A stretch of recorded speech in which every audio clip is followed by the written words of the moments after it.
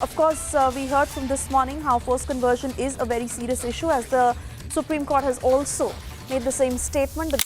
नमस्ते। आप देख रहे हैं दी जयपुर डायलॉग्स और मैं हूं संजय दीक्षित।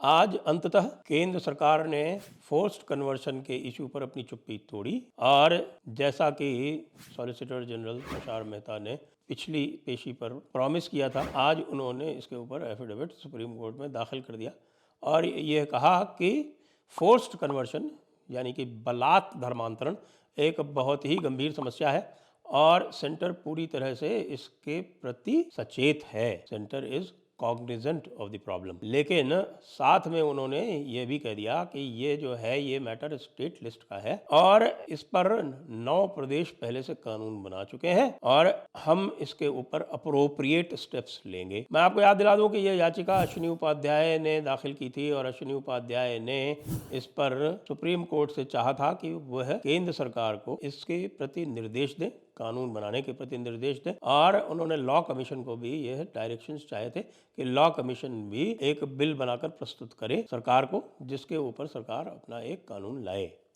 तो सरकार ने यद्यपि यह तो एक्सेप्ट किया कि फोर्स कन्वर्शन जो है वो बहुत गंभीर समस्या है, लेकिन इसको उन्होंने टल्ला भी मारने का प्रयास किया और टल्ला यह कह के मारने का प्रयास किया कि देखिए ये है 9 प्रदेश हैं, यानी कि प्रदेशों के नाम उन्होंने बताए: उड़ीसा, मध्य प्रदेश, गुजरात, छत्तीसगढ़, झारखंड, उत्तराखंड, उत्तर प्रदेश, कर्नाटक और हरियाणा के इनमें यह कानून चल रहे हैं। और उड़ीसा और मध्य प्रदेश के कानूनों का जब यहाँ पर चुनौती दी गई थी मिशनरीज़ द्वारा, विशेषकर से जब चुनौती दी गई थी, तो सुप्रीम कोर्ट ने यह होल्ड किया था कि इस प्रकार का ऑर्गेनाइज्ड और फोर्स कन्वर्शन छल छद्म बलात्कार से, बल से, साथ में पैसा देके, जिसको अल्योरमेंट बोलते हैं, इन सब के माध्यम से जो भी कन्वर्शन कराया जा रहा है संगठित रूप से, ये कदापि फ्रीडम ऑफ रिलीजन में नहीं आता है, अपितु यह फ्रीडम ऑफ रिलीजन के विरुद्ध है, क्योंकि यह है जो वल्नरेबल सेक्शन है, जो कमज़ोर तबके हैं, उनको ये अफेक्ट करता है। आज केंद्र सरकार ने भी अपने शपथ पत्र में यही बात कही कि इससे जो समाज के कमज़ोर तबके हैं उनका जो फ्रीडम ऑफ रिलीजन है, उनकी जो धार्मिक स्वतंत्रता है, उनके ऊपर असर पड़ता है और वह निश्चित रूप से एक उसके ऊपर उल्टा असर पड़ता है और वह एडवर्स उसके ऊपर असर पड़ता है। तो ये सारी बात कह तो दी, लेकिन इसके लिए इन्होंने कोई भी किसी प्रकार का अपने ऊपर दायित्व नहीं लिया, जिम्मेदारी जो है वो झाड़ दी है एक तरह से, और यह कहा है कि यह स्टेट लिस्ट में पब्लिक ऑर्डर के अंतर्गत आता है। तो मैं ये पूछना चाहता हूँ केंद्र सरकार से कि क्या आप भूल गए कि जो कंकरेंट लिस्ट है, यानी जो समवर्ती सूची है संविधान की 7वें अनुच्छेद में, यानी 7वें शेड्यूल में, तो 7th शेड्यूल की जो तीसरी सूची है, तो लिस्ट 3 का जो पहला सब्जेक्ट है, जो पहली एंट्री है, वो क्या है? वो है क्रिमिनल लॉ। तो यदि कोई भी क्रिमिनल लॉ बनाया जाता है तो उसके लिए केंद्र सरकार और राज्य सरकार दोनों समान रूप से इसको बना सकती हैं। अब चूंकि अश्विनी उपाध्याय ने ये लिख दिया था कि साहब कि इसको सेंटर अपने एंट्री 97 जो रेजिडुअल पावर्स वाली एंट्री है उसके अंतर्गत इसको लागू करे, तो उनका नहीं, ये एंट्री 97 में नहीं, ये तो entry 1 of the state list में आती है। अब भाई ये कानूनी दांव पेच क्यों कर रहे हैं केंद्र सरकार वाले? केंद्र सरकार वाले जानते हैं आप यूएपीए बना सकते हैं, आप एनआईए एक्ट बना सकते हैं, आप दुनिया भर के एक्ट बना सकते हैं और उसको आप लागू कर सकते हैं समवर्ती सूची में, ये कह के कि क्रिमिनल लॉ बनाने का हमको अधिकार है। और यह एक क्रिमिनल एक्टिविटी आप मान रहे हैं कि ये क्रिमिनल एक्टिविटी है, ये पब्लिक ऑर्डर को जो कुछ भी अफेक्ट करता है वो क्रिमिनल एक्टिविटी है। पब्लिक ऑर्डर को रेगुलेट करने के लिए क्या सीआरपीसी और आईपीसी में प्रावधान नहीं है? बिल्कुल है। हम जानते हैं दंगे के लिए प्रावधान है, दंगा भी तो पब्लिक ऑर्डर में ही आता है। दंगे के लिए प्रावधान आईपीसी में दिए हैं कि नहीं दिए? तो तरह तरह के प्रावधान आईपीसी में है, आप आईपीसी में ही इसका प्रावधान कर सकते हैं या आप इसमें अलग से एक कानून लाके इसका प्रावधान कर सकते हैं जिससे पूरे देश पर ये लागू हो जाए। अभी तो केवल 9 स्टेट्स में लागू है और जिन राज्यों में इसका सर्वाधिक विपरीत प्रभाव है वहाँ ये लागू नहीं है। और दूसरी बात, लागू ना होने के अतिरिक्त जैसे कि जिन प्रदेशों में लागू भी है वहाँ पर इतने हल्के तरीके से लागू है कि इसके ऊपर कोई भी इफेक्टिव कार्रवाई नहीं हो रही। उड़ीसा में इतने जोर शोर से धर्मांतरण का कार्य चल रहा है सनसनीखेज तरीके से चल रहा है। लेकिन किसी को भी यदि रुकवाना होता है तो उसे सीधे हाई कोर्ट जाना पड़ता है, उसके पहले पुलिस नीचे के स्तर पर कोई कार्रवाई नहीं करती है, क्योंकि एक तरह से अपरोक्ष रूप से दे रखी है उनको छूट कि हाँ भाई ठीक है तुम लोग मिशनरी लोग कर लो। और जब से आपका वहाँ पर कांड हुआ है वो ग्राहम स्टेन्स वाला, उसके बाद से तो बिल्कुल ऐसा लगता है कि हाँ साहब पूरी खुली छूट मिल गई, खुला खेल फरेखाबादी करते रहो, जैसे चाहो वैसे करो। पुलिस तो कुछ नहीं करने वाली है, राज्य प्रशासन तो कुछ नहीं करने वाला है। किसी को कुछ करवाना है तो हाई कोर्ट जाओ, हाई कोर्ट उसमें डायरेक्शन दे, फिर वो डायरेक्शन आप आधे अधूरे तरीके से लागू करवाओ, उसकी कंप्लायंस रिपोर्ट लेते रहो और उसको एक एंडलेस लूप में डाल दो।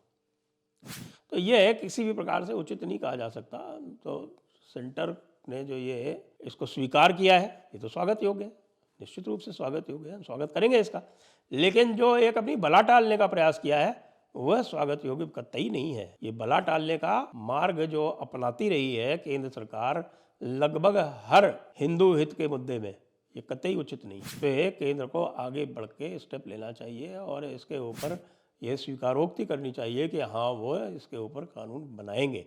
यद्यपि ये आवश्यक है, गली छोड़ दी उन्होंने, गली छोड़ दी है ये कह के कि अभी जो है इसके ऊपर और भी विचार विमर्श चल रहा है और इस पर हम बाद में और भी डिटेल्ड एफिडेविट इसके ऊपर हम फाइल कर सकते हैं। तो अब देखें आगे क्या होता है। लेकिन ये है कि वही वाली बात कहते हैं कि हाँ 9 दिन चले 2.5 कोस, लेकिन चले तो 2.5 कोस, धीरे धीरे कुछ थोड़ा सा बेबी स्टेप एक और आगे लिया है। दर्शकों से अनुरोध है कि ये मामला छोड़ देने वाला नहीं है, इसके ऊपर अभी भी लगातार दबाव डालकर रखना पड़ेगा।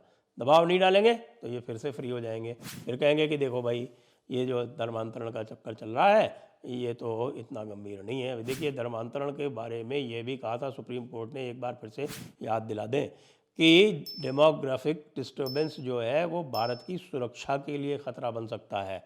अब ये बताइए कि डिफेंस ऑफ इंडिया जो है वो किसका उत्तरदायित्व है। मैं कितनी बार यहाँ पर जयपुर डायलॉग्स पे ये कह चुका हूँ कि डेमोग्राफी जो है वो हमारे सिक्योरिटी डॉक्ट्रिन का एक हिस्सा है। इसको बिल्कुल क्लियरली स्पेल आउट करना चाहिए, केंद्र सरकार को स्पष्ट रूप से इसे घोषित करना चाहिए कि डेमोग्राफी हमारी सिक्योरिटी पॉलिसी का एक अंग है। तो सेंटर लिस्ट की यानी कि लिस्ट 1 की जो एंट्री 1 है वो है डिफेंस ऑफ इंडिया। जब स्वयं सुप्रीम कोर्ट कह रहा है कि इससे भारत की सुरक्षा खतरे में पड़ सकती है तो आपको इसे डिफेंस ऑफ इंडिया के अंतर्गत ट्रीट करने में क्या मुश्किल आ रही है। हर बार कोई ना कोई पतली गली निकाल के, कोई टेक्निकल मैटर निकाल के कि यहाँ हम नहीं करेंगे, ये सारा का सारा काम जो है वो राज्य कर दें, जैसे कि यूसीसी में कह रहे हैं। अब यूसीसी में गुजरात सरकार क्या करेगी। आपने सेंट्रल लेजिस्लेशन लाया हुआ है, Hindu code bill central act है, आप कह सकते हैं कि साहब हमने उसको कॉन्करेंट लिस्ट में दिया। अब जितने भी स्टेट लाएंगे उसको फिर वो भेजेंगे प्रेसिडेंट के पास। और मैं पहले भी बता चुका हूँ कि साहब गुजरात तो इनेक्ट कर देगा, कर्नाटक नहीं करेगा। किसी गुजरात की लड़की की शादी कर्नाटक के लड़के के साथ हुई तो वो कहाँ जाएगा। ये बचने बचाने का जो ये है ना छुपा छुपाई का कि साहब हम रिफॉर्म्स तो करेंगे, साहब हम हिंदू हित के काम करेंगे तो अवश्य, लेकिन हम छुप छुप के करेंगे। भाई किससे छुप रहे हैं। एक तरफ तो आप विश्व पटल पर G20 के अध्यक्ष बन रहे हैं,